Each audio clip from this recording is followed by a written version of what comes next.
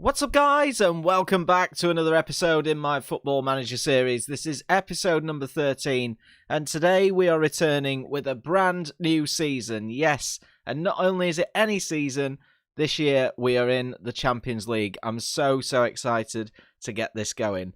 We'll have the much-loved new season transfer special. We'll see who we've released from the club and the new players that we've brought in. There's a couple of really good ones. I can't wait to show you them.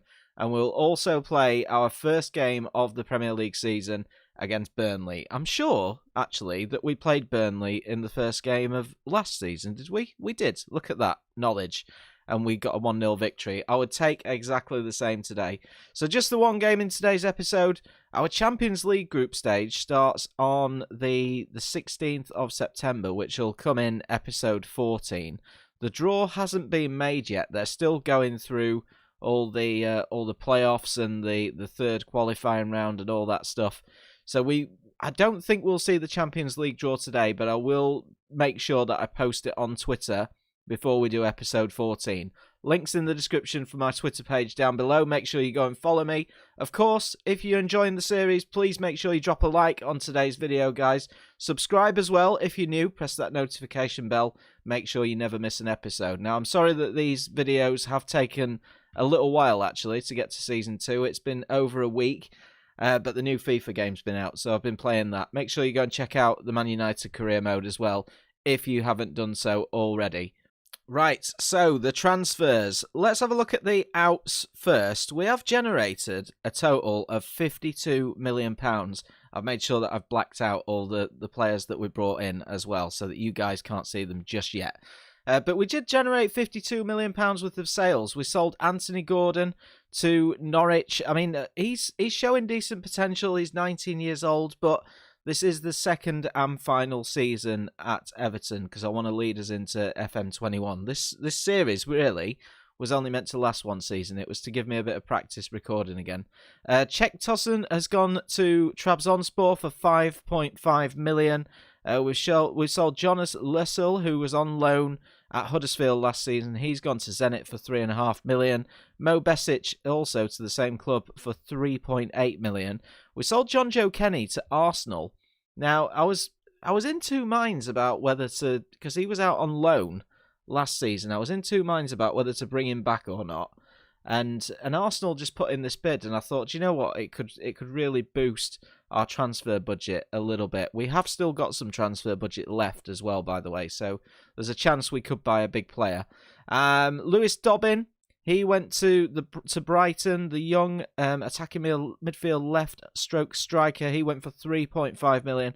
And finally, we got Fabian Delph out of the club. He's gone to Burnley. He's going to come back and haunt us today in our first game, isn't he? He went for £8 million.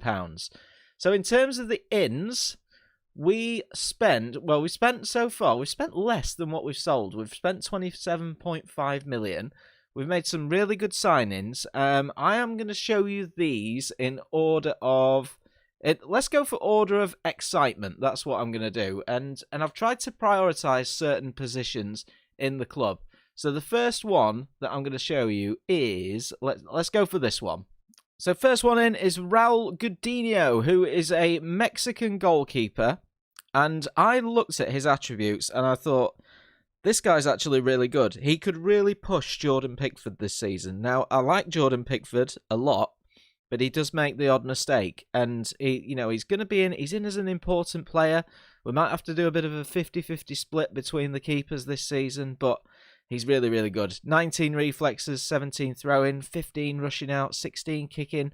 One-on-ones and handling aren't great. That's where he needs some work, but he's got great bravery, great positioning, good work rate as well, and his physicals are absolutely incredible. 6'5". I think he's going to be a fantastic player for us. And he actually only cost us 2.3 million as well. So really, really good signing. He's worth 10 million. If I was doing this save for longer, we could definitely make a profit. But he's really going to push Jordan Pickford this season. Second signing through the door is Baba Rahman. He cost me 7.25 million from Chelsea. He spent quite a bit of time out on loan over the last few seasons at players like Mallorca and then Reims as well. But he's going to be our backup left back. Of course, we've got Luca Digne, who's been fantastic for us. He's going absolutely nowhere, but because we've got a bit of an extended campaign with the Champions League this season, he is going to be our backup. 16 work rate, 16 tackling, 15 determination, 13 marking. Really, really solid backup player.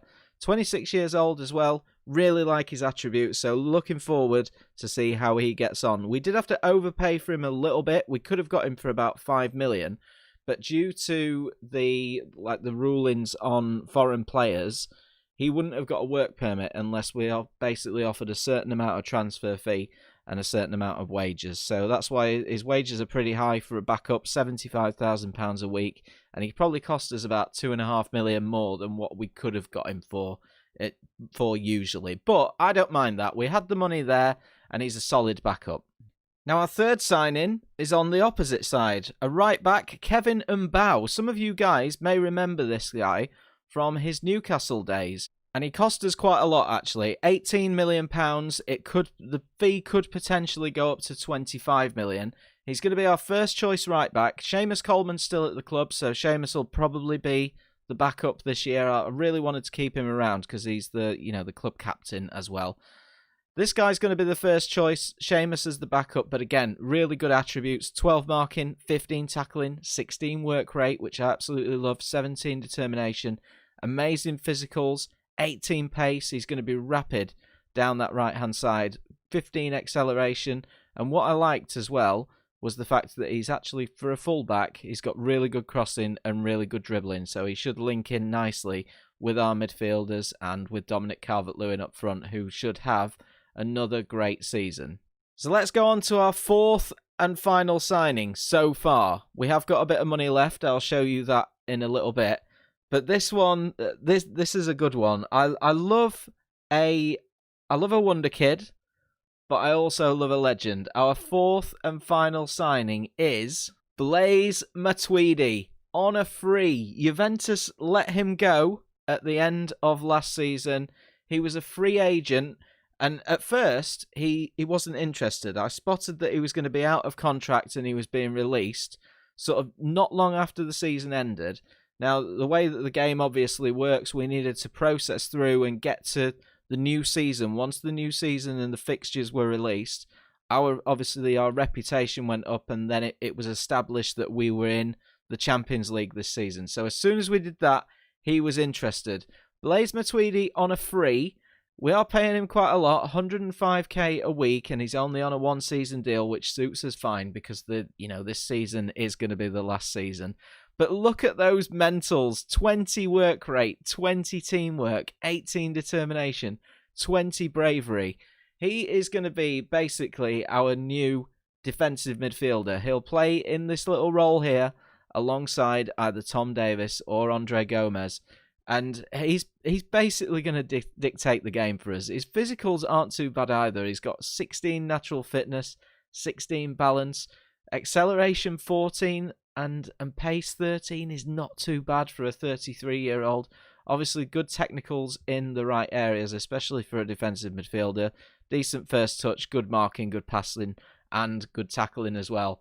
I can't wait to see him in an Everton shirt. I'm really, really excited to get this going. So that wraps up the transfers. Like I say, we've only spent 27.5 million on these four players. The majority of that went on Kevin Umbaugh. We did release some players as well, actually. Let's go and have a look at the released players. So Leighton Baines, he left on a free. He did all right for us when he came in last season. He's already got himself another club. He's gone to Besiktas, but we let him go on a free. Luke Garbutt has gone, Morgan Feeney, Matty Folds, and Cuco Martina as well, who did have some decent attributes, but he's 30 years old. He's not going to get any better. Final season and all that good stuff. I wanted to try and get money in and free up wages as and where we could. Now, in terms of the finances, we've still got £33 million left in the transfer budget. So you never know, by the next episode, we may make another big signing. We've got some money there as well in the wage budget. All is good. We're looking nice and healthy. 53 million in the bank balance as well. So all's good. I'm really, really excited to get this season going. So in terms of the objectives for this season, the board just want us to finish in the top half. You know, they wanted exactly the same last year, and we went and qualified for the Champions League. Speaking of the Champions League, we enter the group stage on the 15th of September. The board just want us to be competitive, so make sure we don't get outclassed in that group stage. Obviously, depending on who we get, we may sneak through. You never know. All we've done is surprise so far in this series. We want to reach the quarterfinals of the FA Cup, and actually the board expectation for the Carabao Cup's gone up this year. Reach the quarterfinals again. So they are the aims and objectives for this season. So first and only game of today's episode against Burnley at Goodison Park, and this is how we line up. Pickford starts in goal. Luca Digne, Yerry Mina, Thilo Kehrer and Kevin Umbaugh making his debut today. Tom Davies starts actually in place of Andre Gomez, who's got a little bit of an injury, only 2 to 3 days, but it happened just days before the game, so he's going to miss this one against Burnley. Blaise Matuidi comes in, making his debut. I've gone for Alex Iwobi on the left. Of course, didn't really start that much at the beginning of last season, but really grew in as the season went on and became, pretty much a first choice. Richarlison and Dominic Calvert-Lewin are both there. They're back in the squad after their injuries. They missed like the last sort of 6-7 games at the end of last season, and then they're going to be supported by Gylfi Sigurdsson. I did think about putting Sarabia in, who is on the bench today, but do you know what? Gylfi's been brilliant, and of course if we get a penalty, we know he's going to put it away. On the bench, Mason Holgate, Michael Keane, Baba Rahman, Gabin as well, who's looks like he could be a decent prospect. Pablo Sarabia, Bernard and Moise Keane. I opted not to sign a striker or a centre-back. I really want to try and bring Mason Holgate through this season. Michael Keane, we've promised some game time. He didn't let us down last year, so I'm going to keep that as it is. So those 4 centre-backs are going to stay in the club. And of course, Dominic Calvert-Lewin is always going to be first choice. But I think that Moise Keane can push on a bit as well this season. He did well towards the end of last season. So first and only game today against Burnley. Let's get the 3 points, start with a good win. Come on, Everton. So, of course, last season we were fantastic. The greatest season, well, probably one of the greatest seasons that Everton have ever had in the Premier League. And we want to keep that going into this season. We don't want second season syndrome. We want a good end to this series. But it looks like it's going to be Burnley who get one of the first opportunities. Luckily for us, straight at Jordan Pickford. But come on, we need to up our game a little bit now and get back to that good football that we had last year. Of course, a couple of debutants in the squad. Hopefully they can settle down nicely. And Alex Iwobi forces a save out of the goalkeeper. Then he hits the post. But we've started well here. Tell you what, Umbaugh's made a really good start. He looks so dangerous down that right-hand side. He's into the box, tries to find Calvert-Lewin. The danger gets cleared. And Burnley are now on the break. And they've got a man over in Chris Wood. Fortunately for us, saved by Pickford. Of course, we haven't changed tactics either based on last season. I've tried to find players that are going to fit into this system. Of course, it worked wonderfully well for us last year. So more of the same, please. Digne whipping in a corner, danger cleared, and Sigurdsson gets outmuscled by his Icelandic teammate Gunnarsson. And Barnes is in the box, blocked again, and Richarlison clears it down towards Dominic Calvert-Lewin. He finds Alex Iwobi. It's all a little bit messy and a little bit scrappy at the moment. But Umbaugh has got it back towards Richarlison. Can he find a shot? Yes, he can, but it's over the crossbar. Chance for Burnley, though. Ball whipped in. Tarkowski, and it's knocked in at the back post. It's Dwight McNeil, who I rate quite highly in this game, actually. I think he's going to be really, really good. But is the second season syndrome kicking in? We're a goal down after 27 minutes. Chance to get straight back into it, though, with Umbaugh back towards Kehrer. Nice ball out towards Mina. Completely switching directions so far. Digne bursting into the box. Tom Davies, Richarlison, all the way back to Umbaugh. For some reason, he's gone down. That's a penalty. And we will have Gylfi Sigurdsson on spot kick duty. Ever Mr. Reliable. Gylfi Sigurdsson, as always, scores from the penalty spot. His first of the season. I'm sure we'll see a few of those this season. I'm really glad that we actually picked him in the starting 11. So half-time, we've actually been really, really creative. 17 shots on goal, 8 on target, 68% possession. I think we can push on this second half and we can get this win now. We need 1 or 2 goals just to make sure we bag it, but I'm confident that we can do it. So I just told the boys at half-time, we're doing all right so far. Keep working hard, and the result will come today, which I'm sure it will. Here's Umbaugh again, who's had a great game for us. He's been so dangerous. Flashes that one just past Nick Pope's goal. But we need to push on now in the second half. Right, we've taken off Richarlison and we've brought on Sarabia. Richarlison is just taking a little bit of a knock. He indicated that he wants to come off. But it's going to be Burnley on the attack. Here's Jack Cork, knocked out wide towards McNeil. Come on, we need to press a little bit more here. A draw isn't a fantastic start this season. That's a great ball. Here's Dominic Calvert-Lewin. First real opportunity that he's had this game. Burnley have kept him pretty quiet. Right, we're going attacking for the last few minutes. 5 minutes to go. Tell the boys to push forward. Can we get anything from this game? Can we get ourselves a win? It's not looking like it's going to happen, and it doesn't. We have to settle for a 1-1 draw. Disappointing, based on the fact that we've had 63% possession. We've had 28 efforts at goal and 11 on target. Our finishing will need to improve if we're going to do as well as we did last season. So final score 1-1 on opening day. So I've just cycled through all the way to the 13th of August, so midweek, to make sure those other Champions League games were played. It looks as though there's still the Champions playoff to come, which is on Tuesday the 18th of August and Wednesday the 19th. They actually go all the way to the 25th and 26th, so the draw isn't going to be made anytime soon, not until the end of the month anyway, so we'll see who we get in the Champions League in our next round of fixtures. Now, in terms of the Premier League, opening weekend has been played, and yeah, we're mid-table at the moment. It means absolutely nothing at this stage of the game.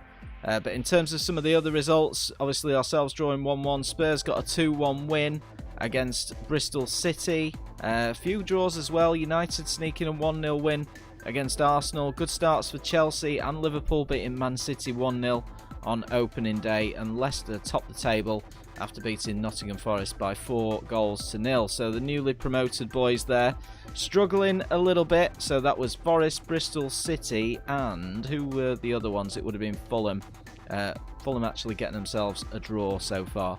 But that will end today's episode, guys. Thank you so much for watching. I really do appreciate it. In the next one, we will come back for the games against whoever we play in our first Champions League game, and the Merseyside derby as well. But if you've enjoyed it, please make sure you drop a like on the video. Subscribe as well if you guys are new around here, and I'll catch you in the next one.